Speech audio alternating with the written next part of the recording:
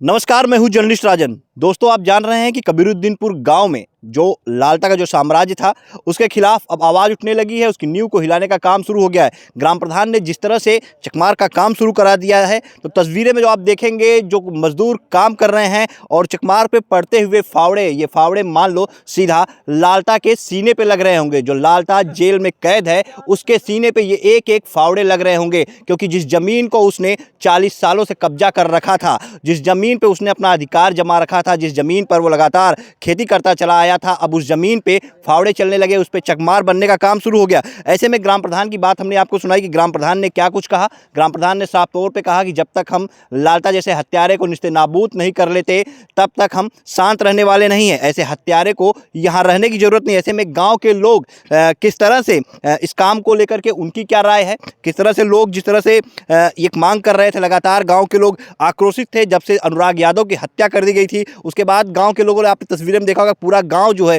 एकजुट खड़ा हो गया था अनुराग के परिवार के साथ, और लगातार गांव ऐसे हत्यारों के खिलाफ कार्रवाई की मांग कर रहा था। और अब जब प्रधान ने काम शुरू करा दिया है और अब जब लालता के खिलाफ आवाज़ उठनी शुरू हो गई है, फावड़े चलने लगे हैं उसकी ज़मीन पे, तो गाँव के लोग क्या सोचते हैं और इस चकमार के बनने से गाँव के लोगों को कितना फ़ायदा होगा, इसको लेकर के हम गाँव के लोगों से बात करेंगे। भैया, क्या नाम है आपका? हमारा नाम राज बहादुर यादव है। राज बहादुर जी, जिस तरह से प्रधान जी ये काम शुरू करा दिए, जो लालता ने ज़मीन पे कब्जा किया था, कैसे देखते हैं आप उसको? हम लोग सही तरीके से देख रहे हैं इनको, काम बढ़िया जो है कर रहे हैं। जैसे 6 बिस्सा जो है कि ज़मीन जनता जनार्दन पूर्व माध्यमिक विद्यालय सरैया की है। ये किसी प्रधान जो है, कोई प्रधान नहीं निकलवा पाया इसको। ये हत्यारा काफ़ी दिन से जो है कब्जा किया था विद्यालय की ज़मीन, इसको निकलवाए। उसके बाद ये चकमार्ग है, सभी गाँव के लोग आएंगे जाएंगे, सबके लिए सुविधाजनक हो जाएगा। मतलब ये रास्ता बन जाने से गांव के लोगों को सुविधा मिलेगी। हाँ हाँ, तमाम यहाँ से देखिए, ये रोड यहाँ निकल गया है, फिर इधर ग्राम सभा में अंदर चला गया है। ये कि विद्यालय बन रहा है, देखिए एसएसटी विद्यालय इंग्लिश मीडियम, वहाँ भी बच्चे आराम से आएंगे जाएंगे। मतलब लोगों को सुविधाएं मिलेंगी। लेकिन कहीं ना कहीं जिस तरह से उसने ये कब्जा किया हुआ था, आप लोग इसके पहले भी तो उससे मांग किए रहे होंगे कि हाँ, ये रास्ता बन जाने दो, सुविधाजनक हो जाएगा। हाँ, क्या कहता था वो? तमाम प्रधान लोग जो है कि आए, कहाँ कोई बनवा पाया। हाँ, काफ़ी दिन से ये कब्जा किया था। आप लोगों ने कभी नहीं उसको समझाने का प्रयास किया था कि ये रास्ता बनने दो यार, लालता, लोगों को सुविधा होगी? क्या कुछ कहता था वो वो इसमें? दबंग टाइप का था, हम्म। किसी की सुनता नहीं था। बिहार का, वहाँ बिहार में सर्विस करता था, नक्सली एरिया में। वो किसी कहाँ सुनता था। झारखंड में? हाँ, झारखंड में किसी की सुनता नहीं था। मतलब एक उसका आतंक था, दबदबा अपना कायम किए हुए था। और अब जब ऐसे में ये काम शुरू हो गया है, कहीं ना कहीं ये जो फावड़े आज चल रहे हैं इसके खेत में, कहीं ना कहीं उसके सीने पे भी जो है ये लग रहे होंगे, उसको तकलीफ हो रही होगी ना कि उसका साम्राज्य हिल रहा है। जानकारी होगी तो क्यों नहीं तकलीफ होगी। जेल के अंदर है, उसको सूचना जब पहुंचेगी तो उसको तकलीफ तो होगी ही। लेकिन गांव वालों के लिए खुशी की बात है कि हाँ, ये रास्ता बन जा रहा है। गांव वालों के लिए खुशी की बात है, पूरे गांव के लोग खुश हैं।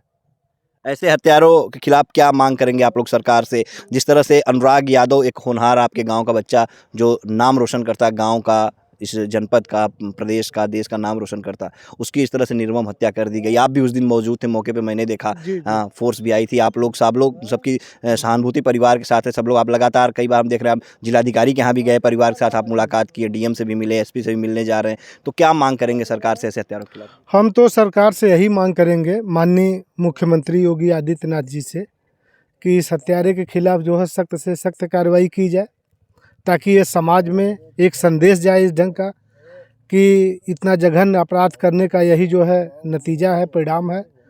इन लोगों के खिलाफ जो है सख्त से सख्त कार्रवाई हो, और दोषी बचना नहीं चाहिए। हाँ, दोषी बचना नहीं चाहिए।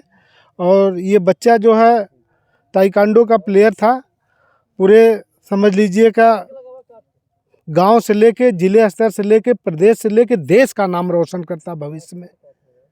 बच्चा जब मेडल ले आता तो पूरे देश का नाम रोशन होता। इसलिए पूरे, जहाँ तक ये आप लोगों के माध्यम से, सोशल मीडिया के माध्यम से जहाँ तक बात पहुँच रही है, सभी लोग दुखी हैं।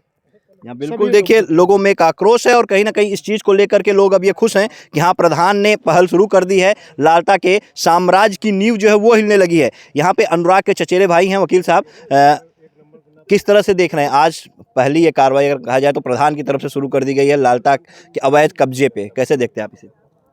बिल्कुल काबिल तारीफ़ है प्रधान जी द्वारा जो कार्रवाई की जा रही है, वो अपने आप में बेहद काबिल तारीफ़ है। लेकिन देखिए जैसा कि उसके आतंक इतना ज़बरदस्त आतंक था, उसका खौफ था कि सरकारी मशीनरी भी उसके आतंक के सामने फेल थी। और उसकी बानगी मैं भी आपको बताना चाहूँगा और आप लोग देख भी रहे हैं, जान भी रहे हैं कि उसके खौफ की जो इंतहा रही हो आज भी किस कदर हावी है कि आज तक वो सरकारी ज़मीन यानी बंजर खाते की ज़मीन पर मकान बनाया हुआ है। सरकारी मशीनरी आज भी फेल है क्योंकि उस पे बुलडोज़र एक्शन नहीं करा पा रही है। तो ये समझिए कि उसके आतंक का जो दबदबा, जो खौफ था, वो बिल्कुल आज भी सरकारी तंत्र में कहीं न कहीं हावी है। लेकिन हमारे ग्राम प्रधान जी ने ऐसा काम किया है कि उसके आतंक को बिल्कुल ख़त्म करने की शुरुआत उन्होंने कर ली और ठान भी ली है कि हम उसके आतंक को मिटा के ही दम लेंगे।